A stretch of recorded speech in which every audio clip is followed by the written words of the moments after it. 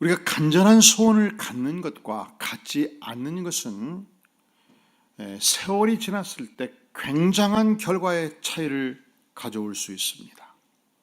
이 성공학 전문가였던 나폴레옹 힐은 간절한 소원을 가진 사람에게 그 가지지 않은 사람과 다른 6가지 특징이 있다고 말합니다. 첫째는 간절한 소원을 가진 사람은 자기 확신이 있다는 것입니다. 나도 할 수 있다. 자기에 대한 신뢰가 있다는 것이죠. 두 번째로 간절한 소원을 가진 사람은 굉장한 창의력을 갖게 된다는 것입니다. 그 간절한 소원이 있기 때문에 그 소원을 성취하는데 도움이 되는 온갖 일들을 생각하면서 창의적인 발상들이 일어날 수 있다는 것이죠. 세 번째로는 간절한 소원을 가진 사람은 상상력이 풍부해진다는 것입니다. 미래에 내가 이 소원을 성취하기 위해서 미래를 향해서 감히 범인들이 상상할 수 없는 위대한 상상력, 이 환상을 꿈을 꾼다는 거예요. 우리가 한국의 경제발전 과정에서 정주영 씨를 빼놓을 수가 없지요. 그가 어느 날 아산만 거대한 갯벌을 개간하기로 결정하고 방조제를 만들기 시작했습니다. 이 방조제의 마지막 끝이요, 물막이 공사인데 물살이 엄청나게 센 거예요. 그래서 수십 톤을 실은 수백 대의 트럭이 와가지고 한꺼번에 쏟아 부어도 그냥 강한 물살에 쓸려나가고 한 번 할 때마다 수십억의 자금을 쏟아 부은데도 쓸려나가고 방법이 없었어요. 이 간부들이 그 보고를 했을 때 정주영 씨가 먼 산 한번 보고 땅 한번 보고 한마디를 던졌습니다. 그거 말이야, 울산에 폐유조선 갖다 집어넣어. 그 한마디로 조선공학 이 마지막 처리하는 폐유조선, 아무짝에 쓸모없는 이 폐유조선이 물막이 공법 교과서에 폐유조선 공법이 생긴 거 아니겠습니까? 불타는 소원이 있으면 보통 사람들이 상상할 수 없는 대단한 상상력을 갖게 된다는 것이죠. 네 번째, 지칠 줄 모르는 열정, 식지 않는 열정이 샘솟는다는 것입니다. 다섯 번째로 자기 연단과 극기를 훈련한다는 것입니다. 소원이 분명하면요, 그 소원을 성취하는데 도움이 된다면 오늘의 고통도 이기고 역경도 견뎌내는 힘을 내적으로 축적하게 되는 것입니다. 여섯 번째, 이제 다 잊어버렸죠? 그래서 묵상하는 사람들 큐티에 보면은 1월 7일 해가지고 오른편을 비워놓은 거예요. 이거 왜 비워놨어요? 다 가지고 와서 여기에 쓰라고. 몇 번째? 여섯 번째, 간절한 소원을 가진 사람은요, 인생에 집중력을 갖게 된다는 거예요. 소원이 없는 인생은요, 욱해서 이거 한번 하고 싶으면 이거 하고 안 되면 그만두고, 욱해서 저거 한번 하고 싶으면 저거 하고 안 되면 그만두고, 20대 30대를 직업을 30개 갖고 움직이다가 아무것도 못해요. 분명한 소원이 없기 때문에 그저 음악이 하고 싶다 해가지고, 제가 아는 어떤 분은 기타 치는 게 너무 좋아서 3개월 학원 다니다가 그만두고, 누가 옷가리라고 보니까 저거 한번 보고 싶다 해서 2달 하다 그만두고, 바이올린 하다 그만두고 10년 동안에 악기를 20개 만졌는데 하나도 제대로 하는 것이 없어요. 소원이 분명하지 않아서 그래요. 인생의 소원이 분명하면 인생의 집중력을 갖게 됩니다. 웬만한 고난이 와도 멈추지 않습니다. 중도 포기하지 않습니다. 그 인생은 용도 폐기되지 않습니다. 이 불타는 소원을 가지고 있을 때 한 분야에서 집중해서 10년, 20년, 30년 가면서 인생의 물리가 터지고 전문가로 발전하게 되는 것입니다. 자, 불타는 소원을 가진 자가 보통 사람과 다르다. 성공학의 전문가 나폴레옹이 6가지를 얘기했다는 거예요. 첫째로, 잊어버리셨잖아요. 그래서 김재현 목사님 설교가는 억울한 거예요. 우리가 10시간, 20시간 성경을 연구하고 말씀을 연구하고 책을 읽어가지고 얘기하는데 5분도 안 지나서 다 잊어버릴 걸 왜 이렇게 연구합니까? 그래도 우리가 목숨 걸고 그 길을 가야 돼요. 근데 알고 가야 돼. 말씀드려도 잊어버릴 건 잊어버린다. 여러분, 콩나물이 물 주면 다 먹습니까? 다 빼버리지요. 그래도 콩나물은 자라가는 것입니다. 자, 성공학 전문가가 인생에 분명한 소원을 가진 자가 갖지 않는 자와 다르대요.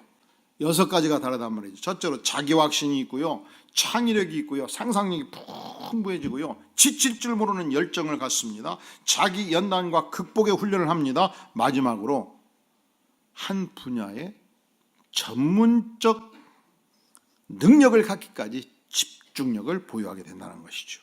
자, 이것은 인간 편에서 볼 때 우리가 불타는 소원을 갖고 있을 때 나타나는 현상이에요. 근데 하나님 편에서 볼 때도 하나님께서도 이것이 우리에게 필요하다고 말씀을 해요. 빌립보서 2장 13절에 보면 너희 안에서 행하시는 이는 하나님이시니 자기의 기쁘신 뜻을 위하여 너희로, 따라해 볼까요? 너희로 소원을 두고 행하게 하시나니. 너희 안에, 내 안에 하나님이 계십니다. 이 하나님께서 하나님의 위대한 뜻을 성취할 때 나를 통해 성취하기를 원하십니다. 그때에 내 안에 소원을 주시고 그 소원을 행하게 하신다는 거예요. 하나님은 인격적이십니다. 그러니까 하기 싫은 일을 억지로 목줄 매서 이거 해라 하시지 않는다는 것이죠. 내 안에 불타는 소원을 주셔요. 그 인격의 핵심은 내 스스로 하나님 앞에서 기쁨으로 소원을 가지고 행하도록 주께서 나를 인도하신다, 그렇게 말씀합니다. 자, 그러니까 인간 편에서 볼 때도 예수를 믿든지 안 믿든지 강력한 소원을 가진 자가 그 소원을 성취해요. 하나님 편에서도 하나님께서 우리에게 위대한 뜻을 성취하기를 원할 때 내 심령 안에 불타는 소원을 주십니다. 그러니까 여러분 기도하세요. 하나님, 2018년도 내 인생에 분명한 소원을 주시옵소서. 이 교회에서 내가 주님을 섬길 때 불타는 소원을 허락하여 주시옵소서. 이 소원이 목표를 이루어가기 때문에. 제가 1997년도 개척교회를 시작을 했습니다. 그 당시 이 오리역 부근에, 오리역과 죽전과 수지 이 지역에 개척교회가 약 30개가 진행이 됐습니다. 그리고 개척교회 연합회가 구성이 된 거예요. 11시 반에 모여서 3시간을 밥을 먹고 대화를 하는데 주제가 이거였습니다. 요즘은 믿음 좋은 사람들은 개척교회 한번 딱 왔다가 할렐루야 외치고 할렐루야 교회로 다 가버린다는 거예요. 요즘은 개척교회 왔다가 주일학교가 없다고, 작다고, 큰 교회 주일학교로 애들 있는 사람들은 다 가버린다는 거예요. 3시간 동안 밥을 먹는데 한 가지 주제예요. 절대로 오늘의 이 시대에 개척교회는 안 된다는 거예요. 그래서 그날 내가 결심을 했어요. 오늘 졸업이다, 졸업. 내가 다시는 이 개척교회 연합회에 나오지 않겠다. 그리고 영원히 졸업을 해버렸습니다. 제가 졸업 잘했어요, 못했어요?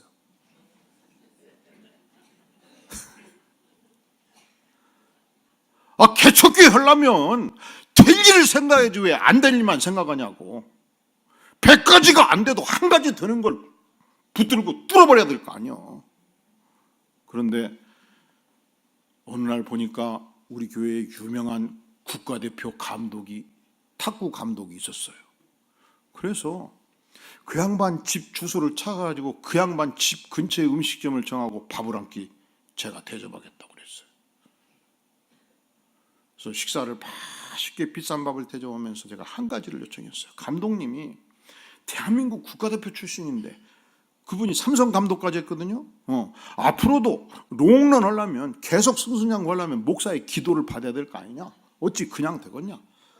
석 달에 한 번 내가 이 집 와서 밥을 살 테니까 꼭 시간을 내시라.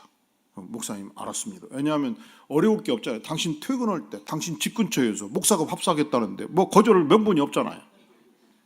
그리고 두 번째 얘기했어요. 감독님,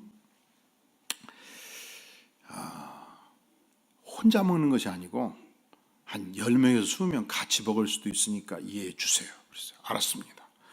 이것을 수락했다는 것은 벽산아파트 탁구교실 감독을 수락한 것으로 제가 여기겠습니다. 다른 말씀하지 마시지요 하고 기도합시다. 기도로 딱 인을 쳐버렸어요. 이 양반이 뭔 말인가를 잘 못 알아들은 거예요. 여러분들 알아들으셨어요? 그리고서 그날 밤 A3 용지에 크게 가지고 벽산아파트 탁구교실 감독 김기택 국가대표 감독 취임하다 해가지고 1998년 10월 며칠부터 목요일날 10시부터 12시까지 탁구교실 열다 해가지고 벽산아파트 2200세대를 향해서 방을 크게 붙여놓은 거예요.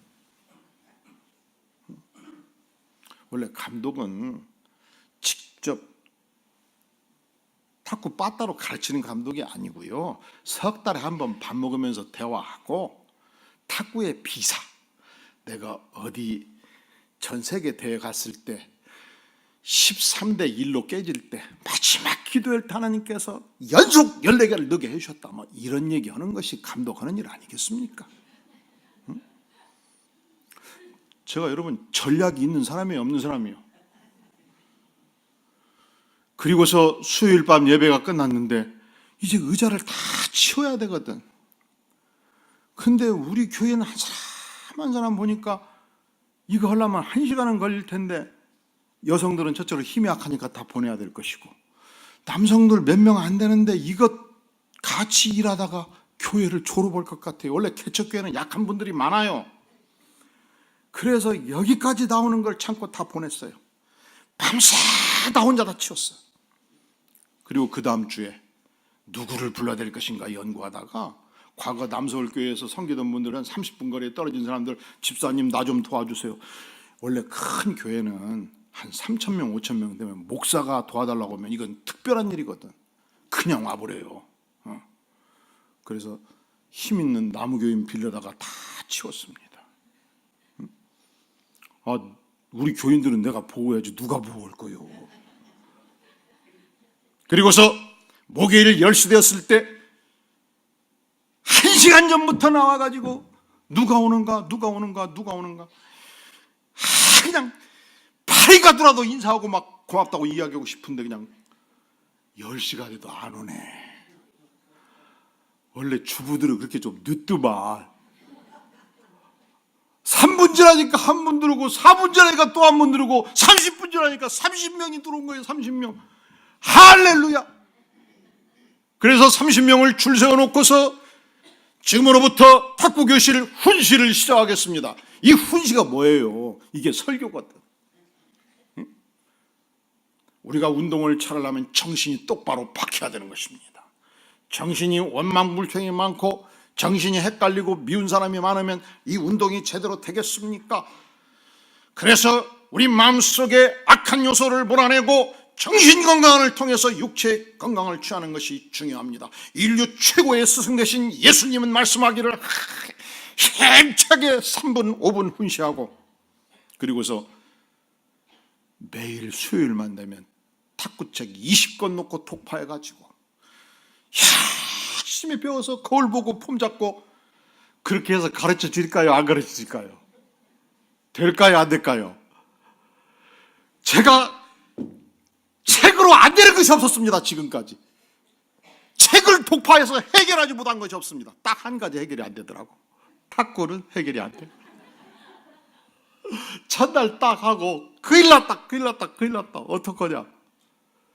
그리고서 기도를 하는데 그 감독님 부인이 국가대표 출신이었어요. 그래서 다시 찾아뵙고 무릎 꿇고 빌었습니다. 내가 이렇게 해가지고 30명을 모아놨는데 그냥 달라는 것 모든 것 다 주고 싶은데 돈을 달라면 돈을 드릴 것이며 시간을 달라면 시간을 드릴 것이며 매일 와서 예배 드리라면 예배를 드릴 것이니까 부인 내놓으셔서 30분만 가르쳐주면 안 되겠습니까? 왜냐하면 2시간 해도 연구해 보니까 30분만 교육시키고 나머지 1시간만 각자 치라고 하면 되잖아. 제가 전략이 있어요 없어요?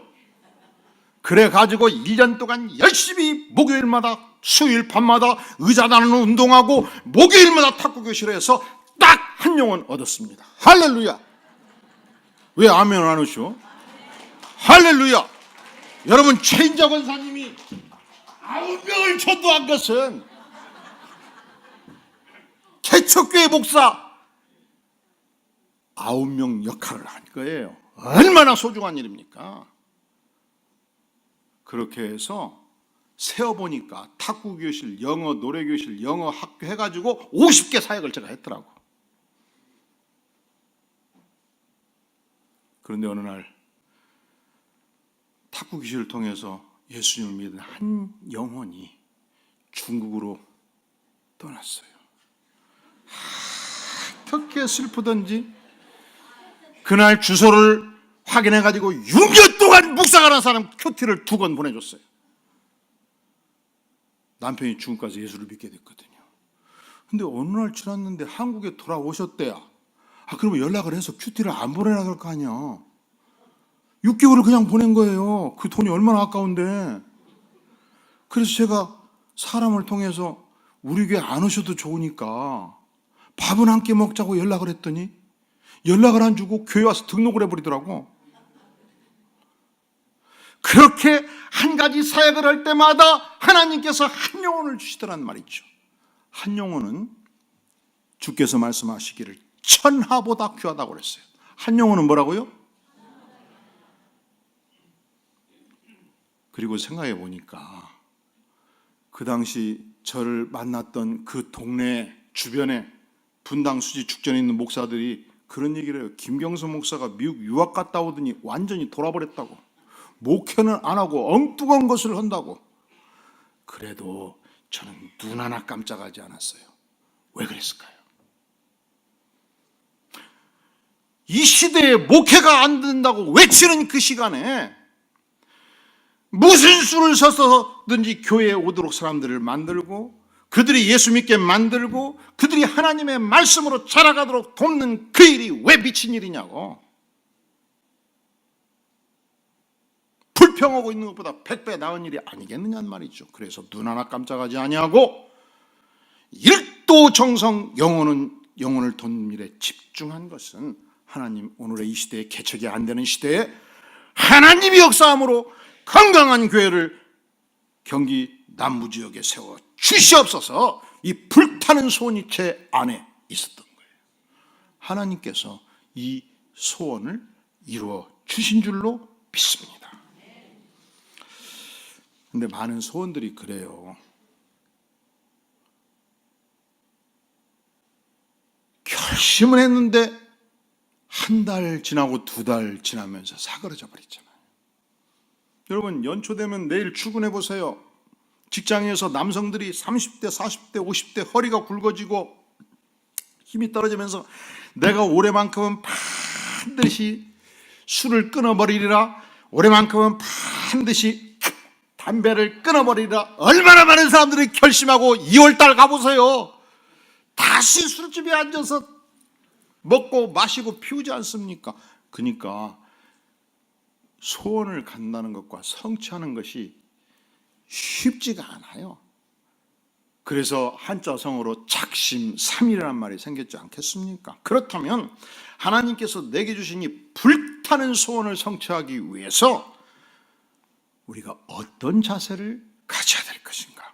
오늘 시편 말씀은, 오늘 다윗은 우리에게 3가지 자세를 말씀하고 있는 거예요. 우리 다 함께 37장 4절 말씀 같이 한번 읽겠습니다. 시작.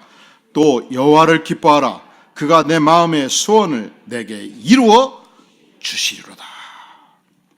할렐루야. 우리가 여호와를 기뻐하면 하나님께서 마음의 소원을 직접 이루어 주신다고 말씀을 해요. 왜냐하면 소원을 주시는 분도 하나님이고 소원을 성취시켜 주시는 분도 하나님이시기 때문에 먼저 우리가 하나님 그 자체를 기뻐하는 삶이 필요한 것입니다. 그 인생의 무게란, 인생의 근대는, 인생의 그 가치는 내가 무엇을 즐겨하며 무엇을 기뻐하느냐로 결정되는 거예요. 우리가 돈을 좋아하면 돈 인생이 되는 거고요. 우리가 권력을 좋아하면 권력 인생이 되는 겁니다. 세상의 인정을 사모하면 세상에 인정받는 인생이 되는 거고요. 명예를 사모하면 명예의 인생이 되는 것이죠. 그런데 이 모든 것들은 하나님이 주신 거예요. 그러므로 우리는 주신 하나님 그 자체 근원의 하나님을 기뻐하는 것이 가장 가치 있는 인생이 되는 길입니다. 웨스트민스터 신앙고백 1조는 말하기를 인생의 제일 된 목적이 무엇이냐고 묻습니다. 그리고 답변하기를 하나님을 영화롭게 하며 그를 영원토록 즐거워하는 것이니이다 말합니다. 첫째로 인생의 제일 된 목적이 뭐냐? 하나님을 영원롭게 한다. 하나님을 영광스럽게 한다. 하나님의 기쁨을 추구한다 이 말씀이에요. 두 번째로 하나님 자체를 영원토록 내 영혼이 즐거워하는 것입니다. 기뻐하는 것입니다. 그렇다면 우리가 하나님을 기뻐하는 자라면 어떤 인생을 살겠습니까? 하나님을 예배하는 것을 기쁨으로 압니다. 하나님의 말씀을 듣는 것을 소중하게 여깁니다. 매일매일 하나님의 말씀을 묵상합니다. 말씀에 순종하고 말씀대로 봉사하고 말씀을 실천하는 삶을 기쁘게 여기고 살아갑니다. 그렇게 하나님 자체를 기뻐하는 자에게 가장 놀라운 선물을 주께서 주신다는 거예요. 어떤 선물을 주십니까? 4절 또 여호와를 기뻐하라. 그가 내 마음에 무엇을 하나님께서 그 마음의 소원을 이루어 주신다. 그렇게 말씀합니다.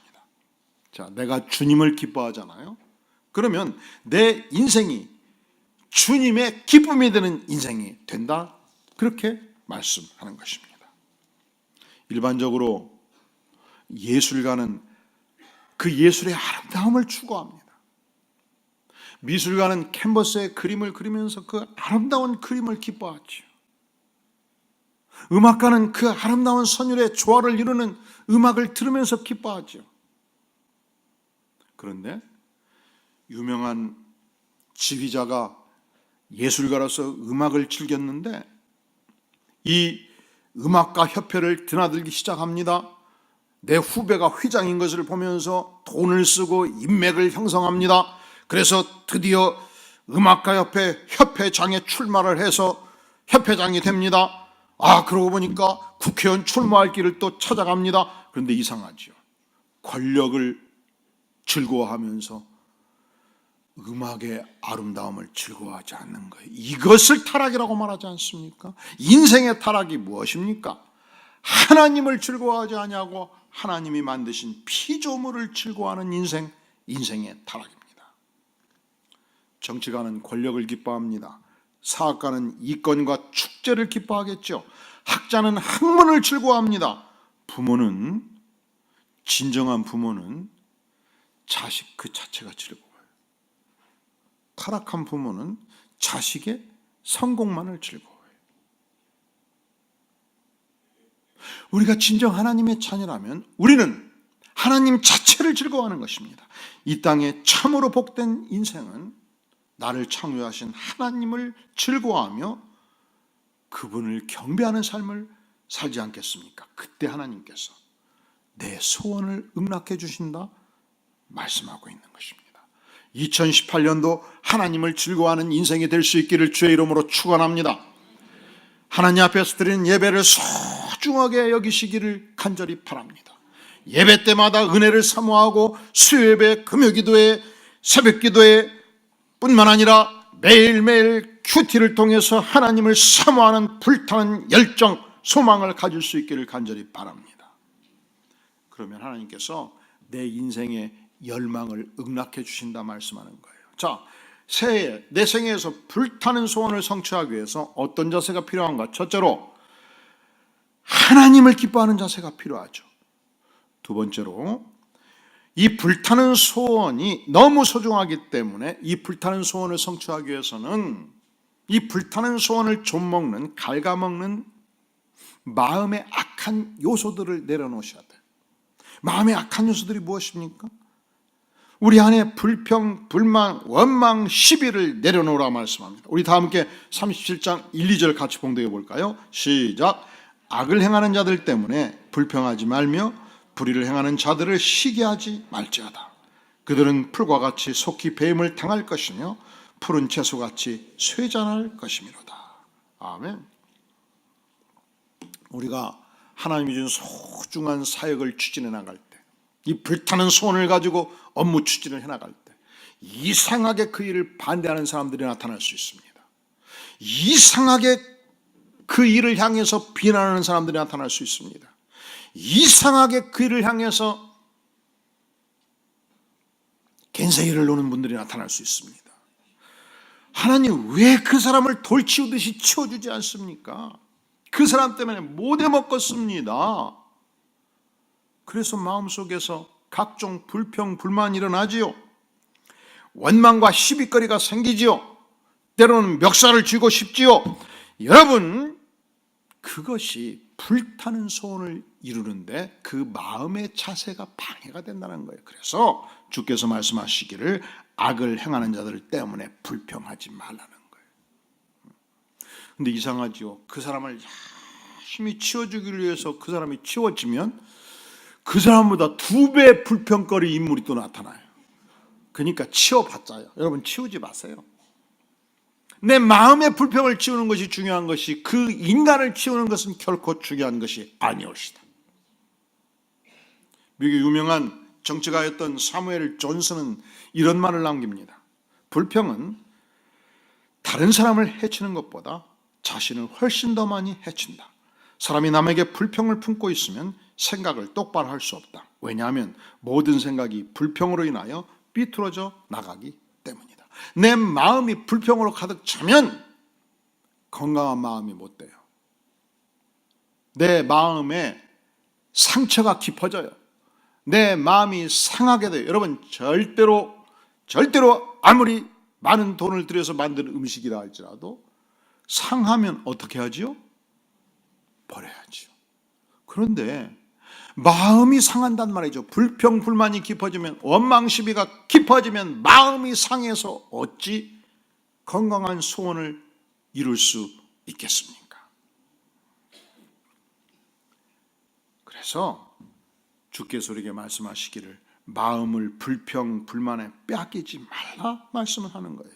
자, 우리가 불평, 불만을 해서는 안 되는 2번째 이유가 있습니다.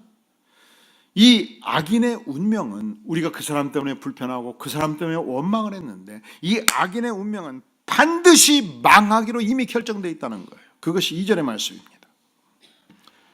푸른 채소같이 그들은 풀과 같이 속히 배임을 당할 것이며 푸른 채소같이 쇠잔할 것이미로다. 이 팔레스타인 지역은 광야의 땅이 많습니다.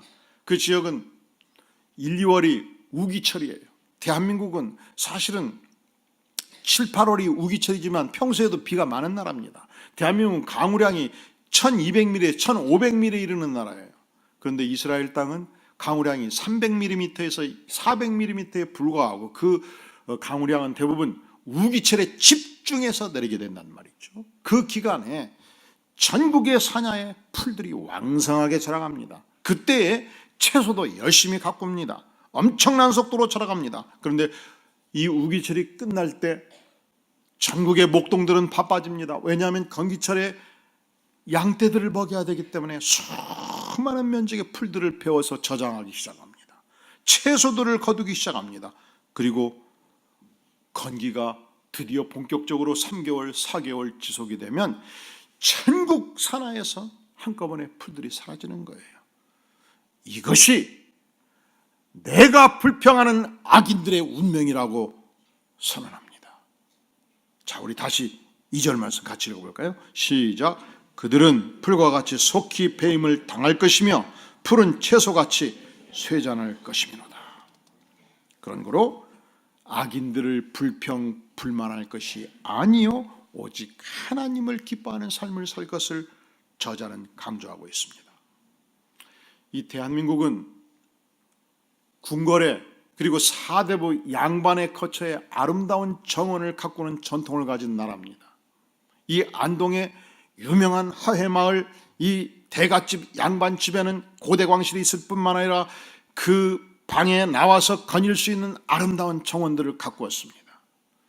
사대문 안에 임금들이 거했던 그 거처 주변에 아름다운 정원이 많았습니다. 너무 아름다워서 훼손하지 않도록 비원, 이 시크릿 가든은 대문을 쳐 잠궈놨어요. 지금 못 들어가요, 쉽게. 그런데 그것이 너무 아름다운 정원이에요. 정원이 아름다우려면요, 몇 가지 요소가 필요한데, 첫째로 이 자연의 지형 지물을 최대한 살려서 만든 설계도가 필요합니다. 산에서 물이 흘러내려올 때 그 물길을 잡고요, 그리고서 그 물길 끝에 아름다운 연못을 만듭니다. 그리고 사시사철 피는 나무들을 아름답게 정돈해서 심습니다. 철철이 정원수가 나무를 아름답게 전정해 주므로 그 모습을 유지하지요. 그런데 이곳에 각종 쓰레기들, 먹다 남은 음식들을 다 버려버리면 이 아름다운 정원이 얼마나 지저분해지겠습니까? 마찬가지로 하나님께서 우리에게 주신 소원을 성취하기 위해서는 소원의 중심 좌소, 마음을 깨끗이 관리해야 된다고 말씀하는 것입니다. 여러분, 우리가 예배를 드리고 이곳에서 밥도 먹고 이곳에서 온갖 쓰레기들을 다 버려두고 집에를 가시다가 만약에 다음 주 오신다면 우리가 예배를 드릴 수 있겠습니까? 얼마나 마음이 어렵겠습니까? 이 땅의 백성들은 열심히 예배당도 가꾸고, 이 땅의 백성들은 열심히 자기 집도 가꾸고 청소도 열심히 하는데 어찌하여 마음의 정원을 가꾸지 않습니까? 주께서 우리에게 말씀하십니다. 마음의 정원을 가꾸어라. 불평, 불만, 원망, 시비를 없애라. 그래야 하나님께서 우리 안에 역사하사 소원을 성취시켜 주시지 않겠는가 말씀하는 거예요. 자, 불타는 소원을 2018년도 잘 성취하기 위해서 우리에게 어떤 자세가 필요할까요? 오늘 말씀 3절에 보면 여호와를 의뢰하고 선을 행하라. 땅에 머무는 동안 그의 성실을 먹을거리로 삼을지어다. 여호와를 의뢰하라 말씀합니다. 여호와를 온전히 의뢰하고, 여호와를 온전히 신뢰하고, 여호와를 온전히 의지하는 자세가 우리에게 필요합니다. 사실은 이 땅에 우리가 우리 자신을 의탁할 수 있는 유일한 분이 하나님 한 분뿐이 없어요.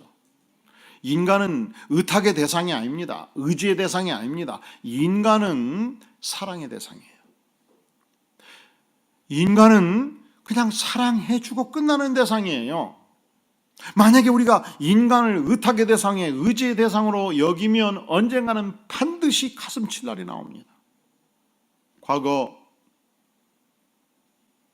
형제 많은 집안에 맏매료로 갔던 분들이 남편 동생 8명을 거두고 밥 먹이고 대학 보내고, 그리고 조카들이 줄줄이 사탕 서울 올라올 때마다 다 편 먹여주고 다 돌봐주었던 분들이 나이 70이 넘어가면서 가슴을 치면서 하는 똑같은 말 한마디가 있어요. 절대로 검은 머리 짐승은 기르지 말아라. 개는 길러도 검은 머리 짐승은 기르지 말거라. 이게 무슨 말이에요? 인간은 결코 신뢰의 대상이 아니라는 거예요. 인간은 사랑하고 끝내라는 거예요. 사랑해주고 끝낼 수 없으면 사랑을 해주지를 말라. 이게 옛 선현들이 남긴 말이 아니겠습니까? 그것은 무엇을 반증합니까? 오늘의 이 시대에 우리가 신뢰할 수 있는 유일한 분은 전능하신 하나님, 그의 아들 예수 그리스도라고 말씀을 하는 것입니다. 그러니까 하나님만 전적으로 의지하는 인생은 복된 인생입니다.